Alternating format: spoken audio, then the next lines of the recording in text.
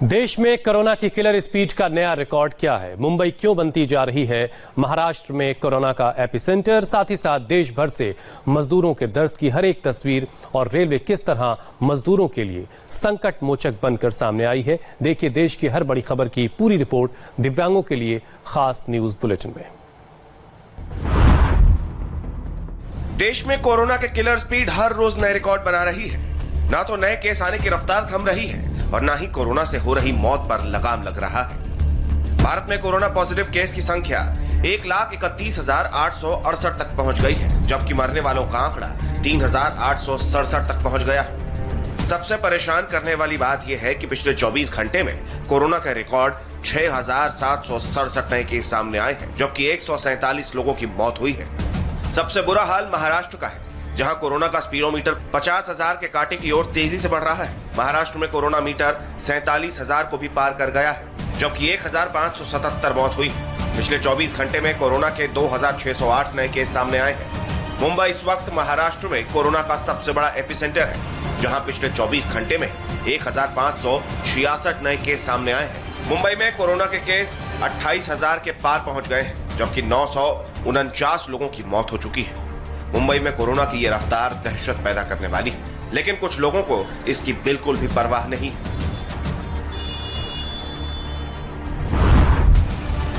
मुंबई के भिंडी बाजार से जो तस्वीर सामने आई है वो बेहद डराने वाली है। भिंडी बाजार में आज सुबह लोग ईद की खरीदारी के लिए पहुंचे तो लॉकडाउन की धज्जियां उड़ा दी। ना कोई सोशल डिस्टेंसिंग, ना ही कोरोना का डर। सड़कों पर जहां तक नजर जाती सिर्फ और सिर्फ लोगों की भारी भीड़ दिखाई देती है।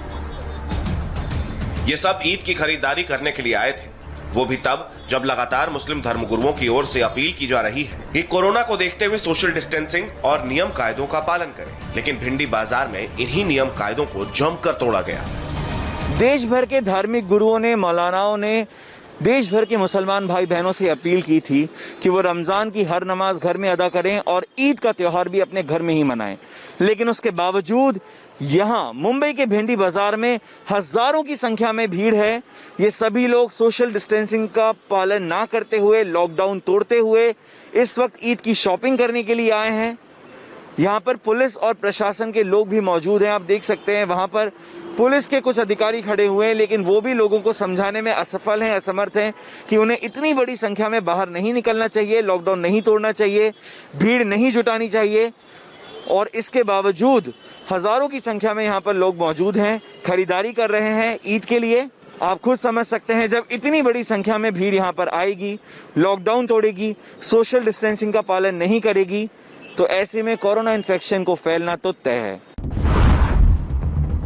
मजदूरों के घर वापसी के रास्ते में कई तरह के अड़ंगे आ रहे हैं। बिहार के अररिया जा रही श्रमिक स्पेशल ट्रेन में आज अचानक अफरा तफरी मच गई।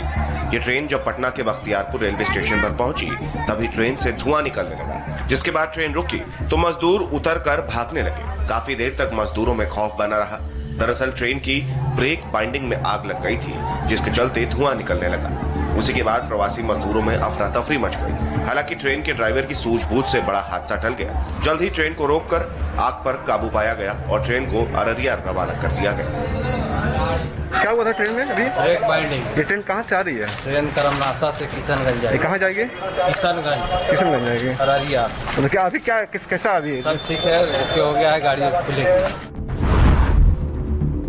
लॉकडाउन में फंसे देश के मजदूरों के दर्द की अनगिनत तस्वीरें हैं। कल यूपी के चंदौली में पानी की बोतल लूटने वाले वीडियो के बाद अलग अलग इलाकों से कुछ और तस्वीरें आई हैं। लुधियाना में घर वापसी की जल्दी में मजदूर बड़ी गलती करते नजर आए। यहाँ मजदूर बिना किसी स्क्रीनिंग, बिना चेकिंग के चलती ट्रेन में चढ़ते दिखे। तो जालंधर में लॉकडाउन की कड़वी सच्चाई सामने आई है, जहां पिछले 5 दिनों से सैकड़ों मजदूर इसीलिए फ्लाईओवर के नीचे डेरा जमाए हैं कि सरकार उन्हें उनके घर भेज देगी।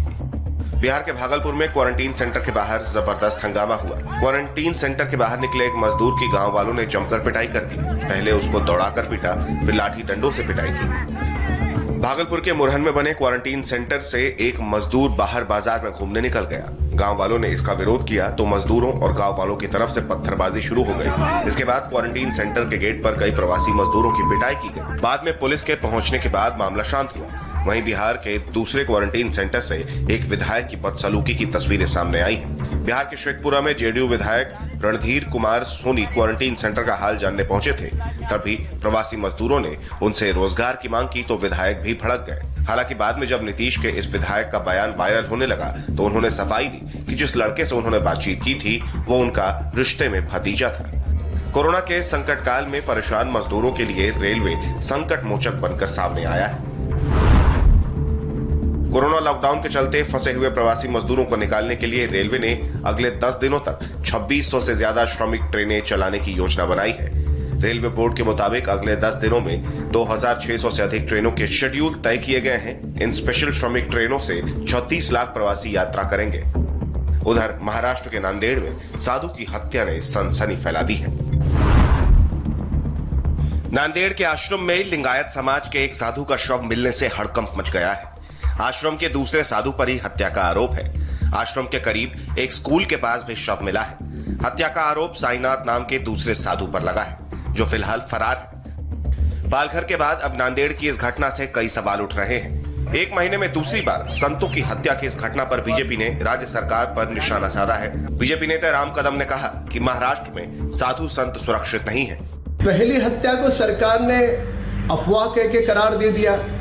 समूचे देश की और संतों की मांग थी सीबीआई को सरकार जांच सौंपे, पर महाराष्ट्र सरकार ने अब तक नहीं किया। अब एक महीने में दूसरे साधु की हत्या होती है। ये हो क्या रहा है महाराष्ट्र?